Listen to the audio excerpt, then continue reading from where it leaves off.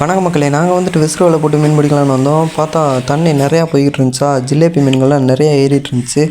சரி, இதான் நம்மளுக்கு டைமிங்கு, இதில் போட்டு நல்லா நிறையா மீனை பிடிச்சிக்கிட்டு கிளம்பிடலாம் அப்படின்னு சொல்லிட்டு நாங்கள் வலையை வீசியாச்சு. நானும் வந்துட்டு பொறுமையாக வலையை சுருக்கி தண்ணி இழுத்துட்டு போகிறனால நம்ம வேகமாக இழுத்தோன்னா வலை அப்படியே மீன் ஓடுறதுக்கு அதிக சான்ஸ் இருக்குது. அவனுக்குள்ளே கல்லுகள்லாம் நிறையா கிடந்துச்சு.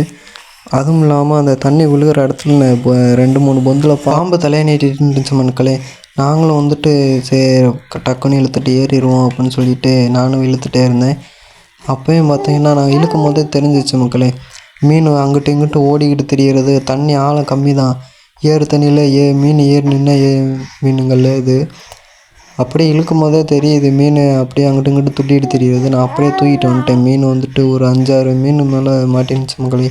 ஒரு 6-7 மீன் நல்ல சைஸான ஜிலேபி மீன்களாக மாட்டிருந்துச்சு. அப்புறம் கெண்டை குஞ்சுகள்லாம் நிறையா மாட்டிருந்துச்சு மக்களே. நாங்கள் அதை மொத்தமாக எடுத்துகிட்டு அப்படியே வீட்டை பக்கம் கிளம்பிட்டோம்.